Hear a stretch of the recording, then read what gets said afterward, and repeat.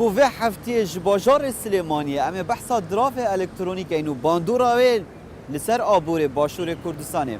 نمونه اکیش دراف الکترونی اما بحثا نیترین یا وانا بکن کد بیجنه بیتکوین دبیجن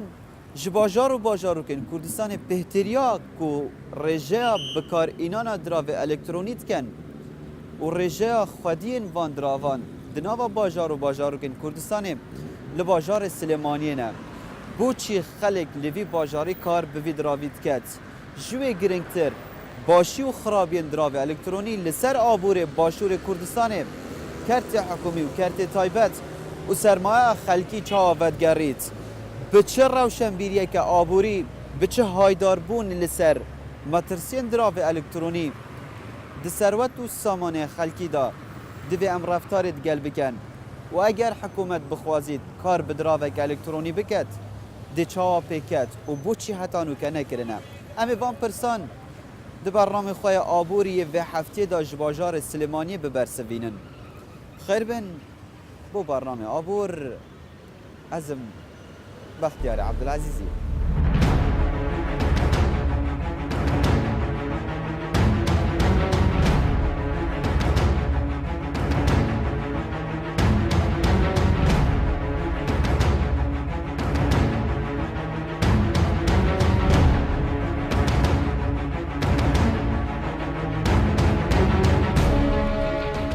بری کوان بچند ناوا بابت خواه تایبت به وی هفتیه کومه تایبت کرده لسر دراوین الکترونی و نمونه آوه وکه بیتکوین دناوا برنامه خواه آبور دا امیشی کار بکن ام دناو بازار سلیمانی دا گریان مجگلک حوالاتیان پرسی اره هندزانن دراو الکترونی دناوا بازاران دا چیه؟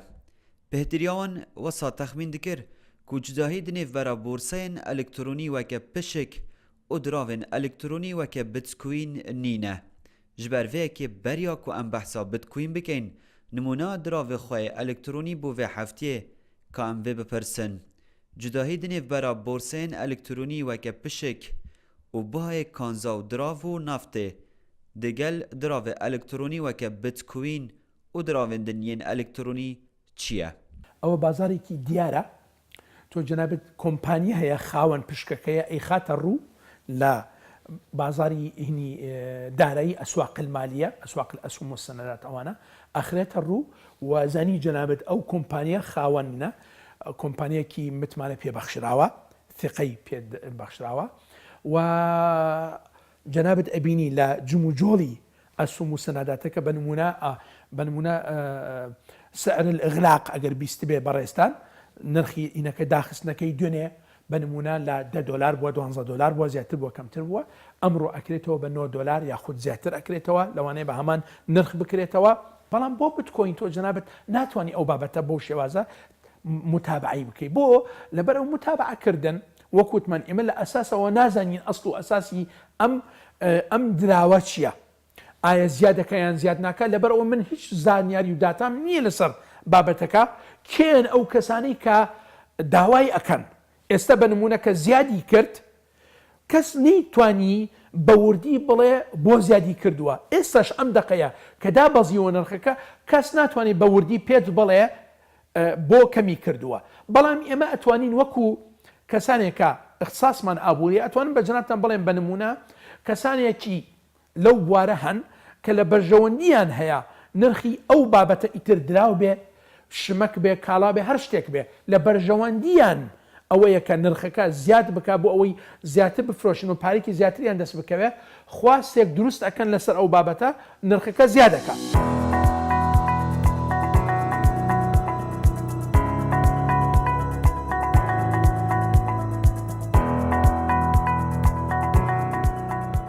بیتکوین دراوەکە ئەلکترۆنیە واتەیە ئانکو بەرجەستە نییە و کەس نکارە بەدەستی بگریت یان بچاوان ببینیت.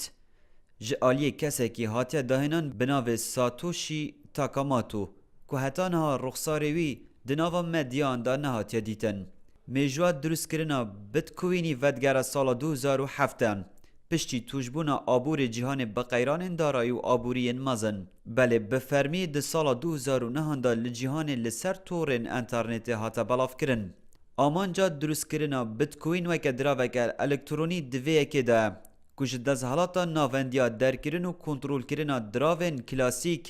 وەکوین کاغەزی و کانزایی دەرکەوە. ئێمە دراوە دیجیتاڵیەکان کە وەکو وتمان جیاوازەکەی لەگەڵ فۆرێکسا ئەوەیە لەگەڵ بۆرسە ئەوەیە کە ئێمە پێویستمان بە نێوەندگیری سێهەم واتە باغ نییە. ئێمە تەنها پێویستمان بە ئەو کەسەیە کە دراوەکە دیجیتاڵیەکەیان دراوە گریمانیەکەی لێوەرئەگرین و ئێمەش چۆن دەڵێ فیس تو فیس واتە تەنها ئەو ئەکاونتی ئەو لەگەڵ ئەکاونتی ئەوە پێویستی بە هیچ نێوەندگیریەکی بانک نییە واتە من لێرەوە ئەتوانم پارە ئەو دراوە دیجیتاڵی کە هەمە ڕەوانەی بکەم هەتاوەکو ئەمریکا هەتاوەکو دووترین شوێنی ئەم جیهانە کە بتوانین بە شێوەیەکی زۆر ئاسان تەنها واڵێت ئەدرسەکەی خۆمانە ئەدرسەکەمانە ئەینێرین بۆ ئەو کەسی کە مەبەستمانە تەنها بە نزیکەی چند چرکێشی زۆر کەم چارەکێک ئەو پەڕەکەی 15 دقە بۆ 20 خولە ئێمە بتوانین ئەو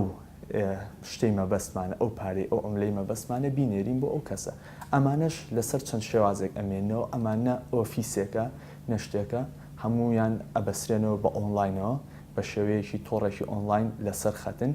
وەک ئێمە ئەکاونتمان هەیە ئەم ئەکاونتە ئەتوانین پێ بڵێن واڵێت یان جزدانێکی ئەلکترۆنی کە ئێمە ئەم پاری خۆمانیتیا هەڵ ئەگرین دووەم ئەو ئەکسچەنجی کە ئیشەکانمان بۆ ئەوکە ئەکسچێنجەکەی لە کۆین مارکت کاپ واتە کە ئەو ڕێژەی دیاریکراوە 1500 ئەکسچێنجمان هەیە ئەم 1500 ئەکسچێنجە بەرامبەری بکەینەوە لەگەڵ بانکەکانە وەکو شێوی بە نمونەی بانک بهێنینەوە ئەمانیش ئەکسچێنجی دراوە دیجیتاڵەکانی تیا ئەکرێ تەنها دیجیتاڵی هیچ شێوەیەکی نییە.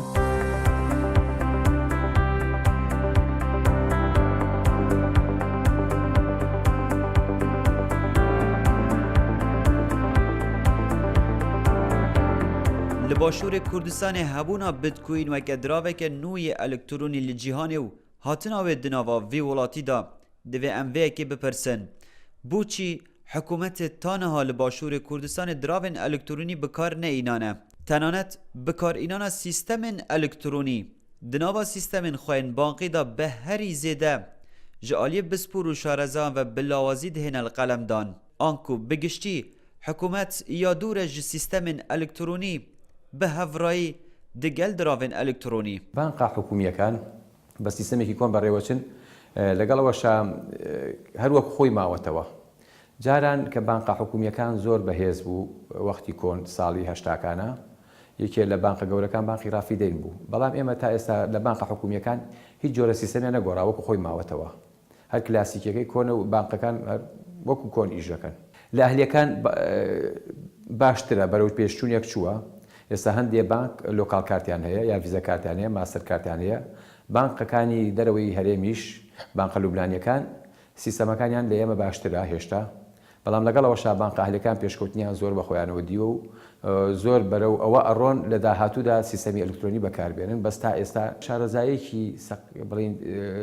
سەقافەتێکی وامان نییە لەسەر دراوە ئەلکترۆنیەکان بەڕاستی ئیتر تا ئێستا ئەو زانیارەی کەمان هەمانە کەمە ینی زۆر باز ناکرێ.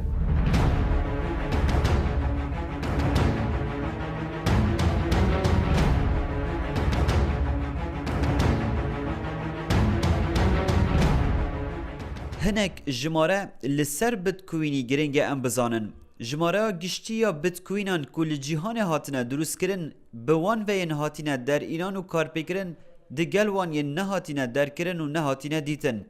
Digihin 21 milyon bitcoinan û ji 21 milyonan dernakeve. Her 10 xolekan li cîhanê 25 bitcoin di rêya hevkêşeyên alûziyên matematikê û bîrkariyê di nava kompyûteran da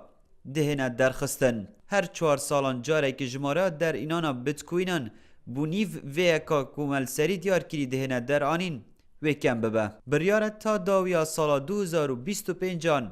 dawî bitcoin di nava torên internetê da bihête derxistin.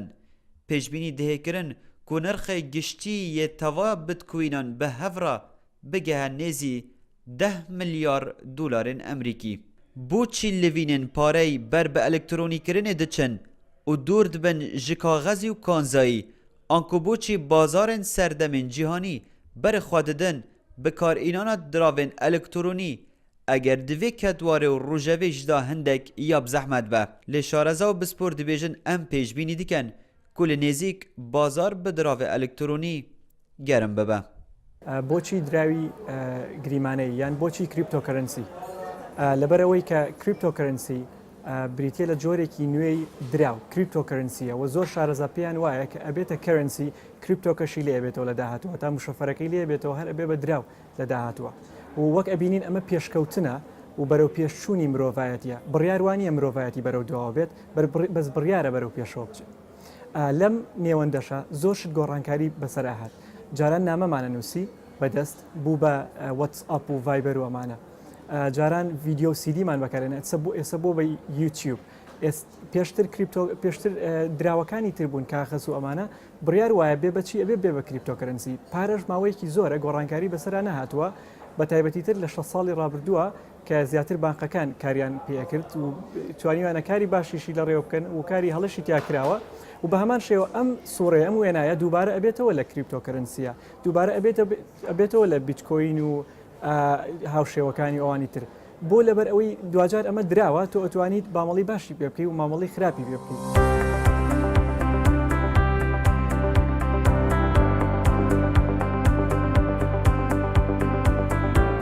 یا گرنگ ئەوە ئەم دیگەشتا خواستافێ ئابووردا لە باژارە سلێمانیە vەیەکێ دیارکەن دیگەل کەسێک کو خودیە هەندێک ji diravê elektrونî be بۆ نمونە bitcoin کە ئەو çîroka xwe ji stafê abor ra wê çawa veguhêze ew çi dibêje û çawan bi çi rêyek çûye nava bazarê elektronî û çend bi wêrekî û bi hişyariyane reftar digel kiriye. لەبەرۆی ئێمە خۆمان خوێندکاری زانستی کۆمپیوتەر بووین دیاردەیەکی گشتی بڵاو بوو لە جیهاندا کە ڤایرۆسی وە نەکرای بوو ڤایرۆسێک بۆ هەموو جیهانی سەرقاڵ کرد بوو بە خۆیەوانە کە زەربێکی زۆری لە کۆمپانیا گەورەکاندا و پشکەکانی تا ئەستێکدا بەزاندن ئەوە بۆ ئێمەش لێمان کۆڵیوانێ بۆی بارەکە خۆمانەوانێ ئەو کاتە یەک لە ئەو شانی کە سەرنجی خەڵکی ڕاکێشا شازی پارەدان بوو بۆ ڤایرۆسە کە تو بۆی کێشەکەی بۆ چارەسەرکردوش بە بیتکۆین بوو ئێمە ئەو کاتی نرخی بیتکۆینمانزانی شارەزا بووین و زانیمان ئەو دراوە بوونی هەیە و لێمان کۆڵیوانێ ئەو کاتە بەهاکەی زۆر نزم بوو بەڵام ئێمە سیرمان کرد لە هەموو کوردستان و بە تایبەت لە عێراقیشدا شوێنێک نەبوو یاخود سەرچاوەیەکی ڕسمی نەبوو یاخود کەسێک نەبوو کە ئێمە بتوانین پشکی لێ بکڕین چونکە ئێمە چاوەڕێمان کرد نرخی ئەم دراوە زۆر بەرز بێتەوە بۆی ئەو دیاردەیە کە ڕوویداوە ئێمە سەرەتا کە لە ڕێگەی هاوڕێکمانەوانەیە بیستمان بچین ناو جیهانی تەکنۆلۆژیاوە زیاتر بە تایبەت کریپتۆکەرەنسیەکان و بۆرسی عالەمی فۆڕێکس و ئەم جۆرەی شەتازانە ئێمە سەرەتا هەستمان بۆ کرد کە چەند کەسێک هاتوون لە کوردستان جۆرە درای شتازیان لا بوو دەیانتوانی زانیاری تاوامان پێ بدەن و ئاشنا پێمان بکەن کە درای وەن کۆین بوو لە ڕێگەی چەند کەسانەوە ئێمە توانیمان زیاتر بچین نەو بوارەکەوانێ ئەو سەرمایەکە خۆمان هەمانە بەشداری پێ بکەین و بتوانین ببینە خاوەنی پشک یاخود خاوەنی کۆین لەو شەریکە کە ئەوش لە ڕێگەی ئەوە بوو کە تۆ ئەکاونتێک دروست دەکرد و پاکەیجت دەکڕی ئەتوی بە خاوەنی ئەو کۆینێکی خۆت دەتەوێت بۆچی ji hemî diravên elektrونî bitcoin ji hemûyan zêdetir di nava bazarên cîhanî da bi bihayên xwayên bilind ji marên pîvayî tomar kirin ji ber van egerên li xwarê karpêkirina sayetê binavûdeng yê cîhanî Amazon weke diraveke elektronî yê fermî ku ev sayeteyê taybet e bikirîn û firûtina kelûperan li seran serî cîhanê necihgiriya bihayê diravên kaxezî di bazarên cîhanî da ev yek jî dibe sedem ku bi karber bi taybetî we berhêner û bazirgan ji diravê bercesteyî hindek xwe dûrken helaw rotîniyên zêde di bankên cîhanî da di dema veguhastina diravan da an ku diravê elektronî ew dikare bihêsanîtir bihê veguhastin di nêvbera kesek bû kesekê din bêy ku mifa û qazancê xwe ji dest bidet.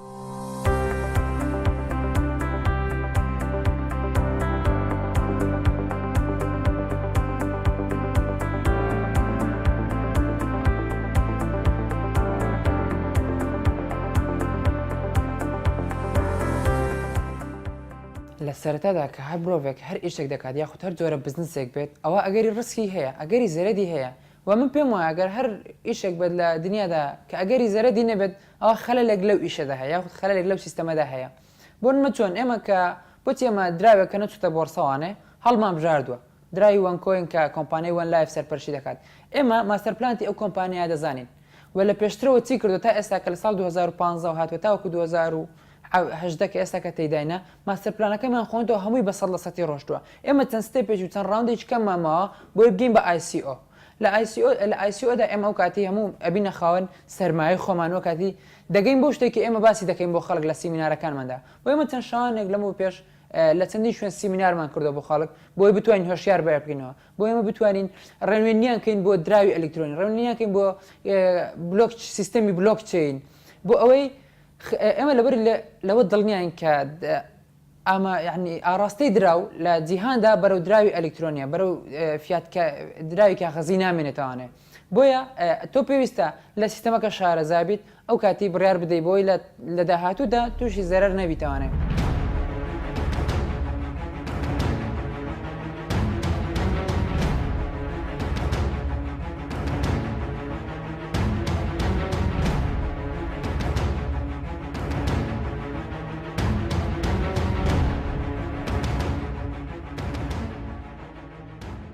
وەکە ستافێ ئابوور ئەم دەپرسن مەترسیا بتکوینێ دچدا وەکە نمونە دراڤên ئەلکترۆنی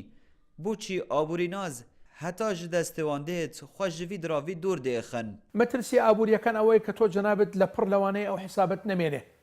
واتە گریمان 12 دەفتەرت خستوتە ئەو حسابەوە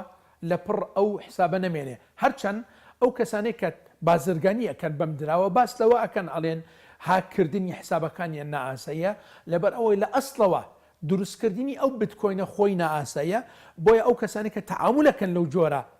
لەگەڵ ئەو جۆرە دراوە حسابەتی تایبەتیانە بێت پارێزراوە ئەبێ ئەوەش ئەبێ ڕەچاوی ئەوە بکرێت بەڵام ئەوەی کە زۆر گرنگە تۆ جەنابەت نازانی لەگەڵ کێ تەعاملەکەی بەرامبەرەکەت کێیە بە نمونە پێت ئەڵێ من ئەم بابەتم هەیە ئیفرۆشم باشە ئیتر چۆن دڵنیا ئەبێتەوە ئینسان بەڕاستی ئەوە ناتوانێت ئینسان خۆت کەسێکی تابێت بڵێ من دڵنیا ئەبمەوە کە ئەو جۆرە شمەکە کاڵەیە پێم ئەگات و ئەو بڕەپارەیە تەحویل ئەکرێ ئەگاتە دەستی ئەو کەسەیانە من شتێکم بیستووە ینی لەو بارە باستەوە ئەکرێت کەسێک و توێتی من ئامادەم بە نمونە کەسێکی تر بکوژم بە 5 بیتکۆین 10 بیتکۆین یاخودین بەڕاستی ئەوە ئەمە معنەیەوەیە کە کەس سقەی نامێنێ بەم بابەتە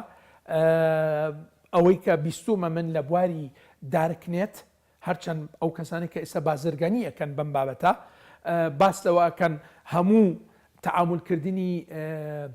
بیتکۆین یاخود بوارەکان دراوەکانی تریش دارکنێت نییە یاخود لە تاریکی نییە هەیە لە ڕووناکی تەعاملەکە بەڵام ئەوەی کە زۆر گرنگ ئەوەیە کە ئەم بیتکۆینە جێگەی مەترسیە لە پڕ نامێنێ ئەوە گرنگترین کاریگەرە لەسەر ئینسان بە تایبەت لەسەر ئەو کەسانی کە سەرمایەکەیان زۆر نییە ئەوە کاریگەریکی زۆر خراپێ بێ لەسەریە بەڕێی من ئەو مامەڵە نادیارانی کە بە دراوی کاغەزەوە ئەکرا و ئەو ئەرگومنتانی کە ئەڵێن بۆ بیتکۆین هەڵەیە بۆ دراوی کاغەزیش بە هەمان شێوە هەر دەست ئەدا ینی دراوی کاغەزیش ئەتوانی ئەو کارانی پێ بکەی ئەو کارە خراپانی پێ بکەی کە بە کریپتۆکەرنسیەوە ئەکرێت بەڵام دوجار ئەم ژمارەیە داتایە لە کۆمپیوتەرایە بەڕێی من لێرەیە ئەتوانرێت سۆرسەکانی بدۆزرێتەوە لێرەیە باشتر ئەتوانی بگەیتە سەر سۆرسەکان زۆر کات خەڵکی بە بیتکۆین یا دراوەکانی تر بە ئەنۆنمس بەوە داوەبن کە دیار نییە خاوەنی نییە بەڵام یەکشت زۆر مهمە ئەوەی کە ڕاستە خۆی دیسنترۆلایزتە واتە لا مرکزیە بەڵام ئەو بۆرسانەی کاری لە ئەم کڕین و فرۆشتنی بیتکۆین و ئیتۆریەم و وانکۆین و یا شوێنێکی تر هەبێت چەنە وانکۆینە سە نەچۆتە بۆرسەوە بەڵام هەرۆکو دراوێکی تر بۆ گرنگە لەبەرەوەی ئەم بۆرسانە مرکزین واتە دوجار ڕاستە سیستمەکە لا مرکزیە بەڵام بە شێوازێکی مرکزی نەقڵە بێ بۆ جیهان دروستکردنەکەی لا مرکزیە بەڵام فرۆشتن و مامەڵە پێوەکردنەکەی مرکزیە ئەوە زۆر گرنگە کە خەڵک لەبەرچاوی بێ ئەم دراوە هەروەکو هەموو شتێکی ژیان کاری باشی پێکرێ کاری خراپی پێکرێ بەڵام بڕیار وایە بەرەو پێشەوە بچین بۆیە بەڕێی من بە تێڕوانینی من کریپتۆکەرنسی لە داهاتوە هەر ئەبێ بە کەرنسی و جێگەی دراوی ترادیشنەڵ دراوی پێشووترەگرێتەوە یا دراوی ئێستاگرێتەوە کە زۆری نیکاخەز.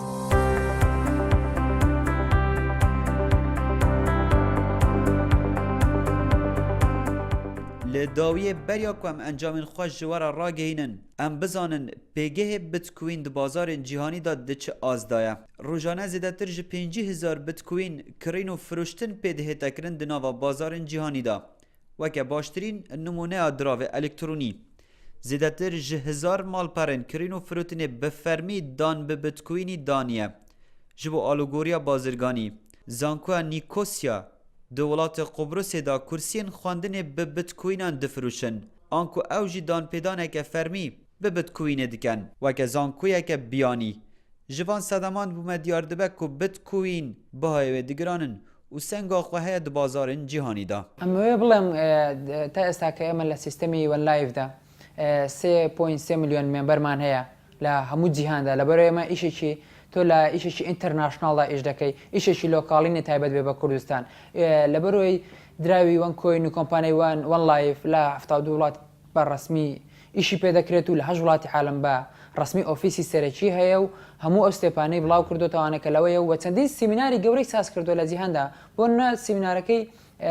ما کوالا چین سیمیناری چی گورتر لا کوالالامپور لا ماليزيا کردویتی که تنانه جیش زور دم آماجی پیام او کاتی که هاوریانم چون به ماليزيا تكتي فروکو شونی مانو همو آنها بدرای وان کوین ده نحقیقاً بدرای وان کوین بو که او وان کوینانیان ببرکی هرزانتر دست کوتبو لسه او نرخی که بو او تیلو او با سفره کرابو لسفره که ماليزيا ده هر یک لهاوریانم با 1000 کوین بجاریان کربو او کات او 1000 کوین هر کسی گوسپای با $20 دست تکوت بعد تو به $20 تو این سفرش ماليزيا بکیتو زیاتر ل هفته یک لیب مینیتی آنه و حقی گرانه و نخواردن هتل کشتموش تگل سر وان بو بویا که اگر دراوک تا استا پابلیک نبوه نسوتا بورسوا بهایی که بود زوری هبت که بتواند کشتی چی پروفیشنال زخم رکب خد بوی بتواند بوسیت بولاتی چی املات دوره گشت کیتو و شونی مانه و گرانه وشت هر حیدی او بیت ای که بسیت بورسوا چیرو داده و که بهایی او دراوت سنده بی ام دراودی دیجیتالیانه که لسالی 2009 دروز بوده که براستی اما جیلی چهارمی پاره یعنی نوعی چهارمی پیشسازی پاره که دروز بوده بوده جیلی تاچ و سمارتی پیاله براستی جیلی تاچ و سمارتیش بین تا برچاو بگشتی رژه گورگری احصای گورگری اما لسالی 2000 اتوانین بلین اوانی که زور پیشکتون لجیلی تاچ و سمارت اوانی بو نمونه حالیشی باشن لم ایشانه بو دروز بوده یان داخلی ام ایشا ببین جنگیشی لبار و گنجابه بوان اوانن که لتمنیشی زور گنجان وکو خوشمان لبرنامه که اگادار بین براستی اوی که زور که بجداری برنامه کتیان که دو همی کسانی گنج و کارامن لایشا که کسی هیتیانی که لتمنی که بالتأکید اما بسرعتو به جیلی تاچ و سمارت و که ام جیلا براستی هیچ غلطی قبول نکه و امان ئەیانەوەی ئیشەکانیان زۆر خێرا زۆر گونجاو بێت و ریسکی کەم بێ خەتەرناکی کەم پێ بەڵام بە شێوەیە کە ئێمە بتوانین وەکو خۆی بەکاری بێنین بە ئەدڤانس بە پێشکەوتوی بەکاری بێنین کە بتوانین ئەم شتانی کە ئێستا ئەگوزەرێت لە جیهاندا بە شێوەیەکی زۆر باش زۆر جوان پراکتیزەی لەسەر بکەین و بۆیە ئێمەش بەڕاستیەکەی لە کوردستانان کە هۆشیاری ئەدەین لەوەی کە بە شێوەیەکی زۆر ڕسمیانە زۆر گونجاو بەکاری بێنین بۆ ئەوەی بتوانین لە سەرنجامە کە پارەیەکی زۆر باش بهین و ناوڵاتی خۆمان وەکو ببوژێتەوە و ئابووریمان دووبارە سەر لەمێ ببوژێنین و گەورەتری بکەینەوە. داویا برنامه آبوری و هفته داج باجار سلیمانی ام گشتن و انجامه جبر کو بهتریا بکاربران لباشور کردستانه جبو دراف الکترونی دکون ناوا سنور اداری یه باجار سلیمانیه ما برنامه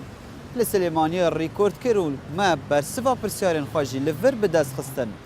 انجام داویه یکو بو و هفته برنامه آبور گشته به وی آوایی بون بکتوار بونا دراف الکترونی د جهان دا دبه واقعک دبه راستیک دبه هر ولاتک پی رازی ببه لیاج به گرنگتر بری رازی بونه به دراف الکترونی به سیستم بونا دراف الکترونی به کتوار بونا وی دناو آبورن جهان دا دبه حکومت خوبو حاضر کن و خلق بریا کو وی دراوی بکار بینن جبر کو ریسک که مزن علی سرمایه دار یا وان دبه خو حاضر بکن زانیارین تمام ورگرن و پاشی بچند ناوا جهان دراو الکترونی دا آنکو بکرتی ام یه برف قوناغه که نی بو دراوی دچن لجیهانه گورانکاری بسر هر تشتکی دادهن دراو جی یک جوان تشتایا و دوی ام خواب و حاضر کن دا او آستنگت وی دراوی دا و دریا وی دراوی دا هین وکو وان هماین لپشتمن بوجودا کرنا دو جاده آنو سنور دانانه وصا هم هر آستنگه که جوان تمام بداوی بینن اف انجام داویه یه برنامه آبور یه و هفته بود تا آبوره کدن ارشاد بن